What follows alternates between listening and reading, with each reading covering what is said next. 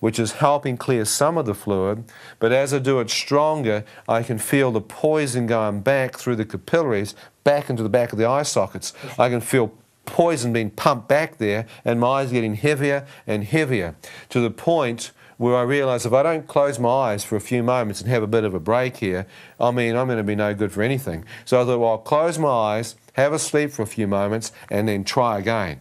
As I did that, breathed out, a bizarre sensation happened. The impression of it was like there was a release, or like the battle to stay alive had finished. I had no idea until talking to the doctors later. At that point, they came back to find my eyes closed, took my pulse. I was gone. They had lost me. I had literally gone. For a period of 15 minutes, I was just a dead corpse, a piece of meat. And they actually moved me out of the accident emergency down what it looks like to be a part of the hospital or morgue or something. Moved me actually bodily down the tropics. They don't leave your body lying around too long. So they moved me out of the accident emergency down into another part of the hospital. And so, as for me, I had no idea I'd been pronounced clinically dead. To me, I was asleep. The trouble was, as I closed my eyes, which, you know, things go dark, I suddenly found myself in a standing upright position, wide awake. I knew I was awake. The trouble was, it was pitch black. And my first thought was, why on earth did those doctors go and turn the lights out in here? I mean, that's enough to spin anyone out, you know what I mean? Why on earth would they do that? What kind of hospital is this? As I stood there, wondering how long I'd been asleep for and why the lights are out, you know what I mean? 1 minute it's a hospital room, next minute it's pitch black.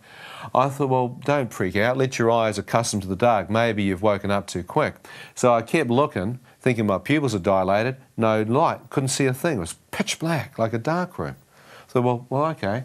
There must be some light in here somewhere. So I turned around 360 degrees, checking out to see if there's some light. Couldn't see a thing. I thought, well, I'll go and just find a wall, you know, find a wall here, get the light switch, turn it on, see where we are. As I went out to my right, I couldn't find the wall. I thought, that's weird. Have they moved me? Maybe that's why the lights are out. They've moved me down to the general ward while I've been asleep.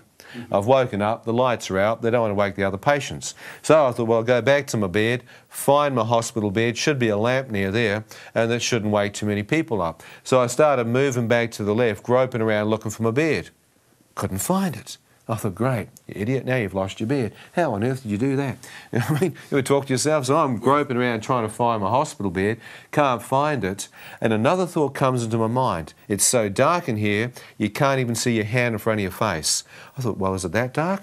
I brought my hand up. As I did towards my face, my hand seemed to pass straight through my face, like there was nothing physically there.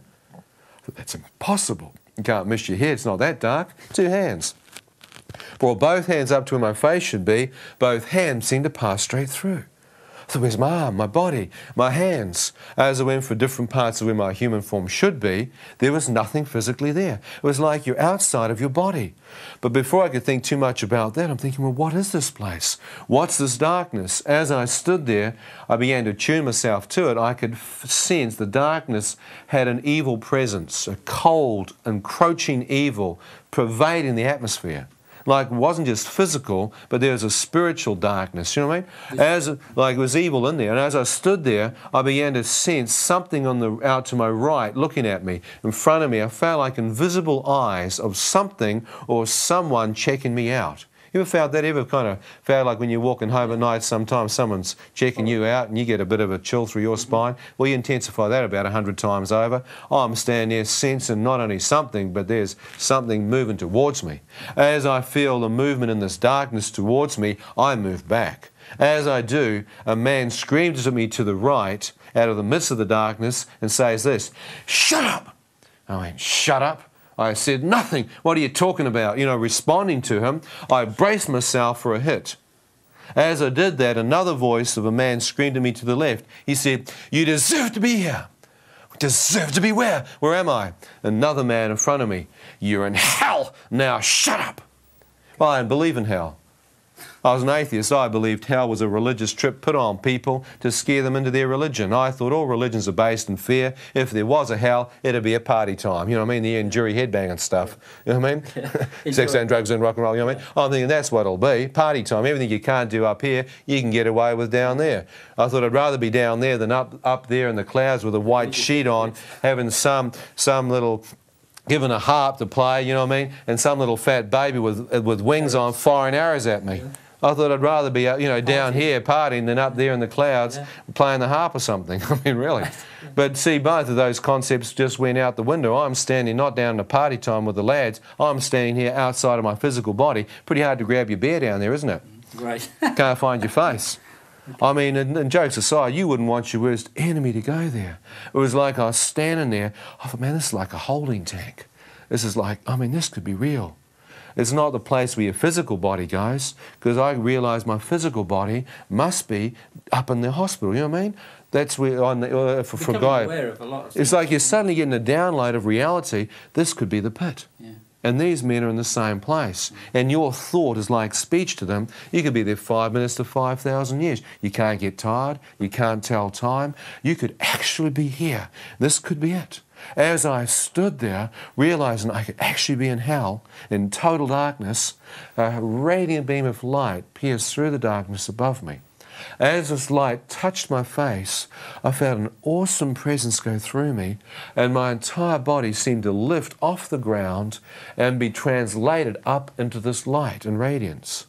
As I'm being drawn up into it, I can see that it's coming from a circular shaped opening far above me, that this light is emanating out of a circular opening.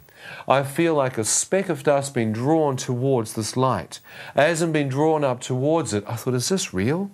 I looked back over my shoulder, and far beneath me I could see the darkness. Somehow this light had pinpointed me and plucked me out of it. Still not understanding what this light was, I began to move up to the opening, enter it. As I was drawn into the opening, I could now see that it was a tunnel, circular in shape. As I looked along the length of it, I could see the source of the radiance. My first thought is the centre of the universe. Look at the light. Look at the power coming from there. And moving into the tunnel, I knew I wasn't walking. I was being translated through the air and at a supernatural speed, drawn towards the light.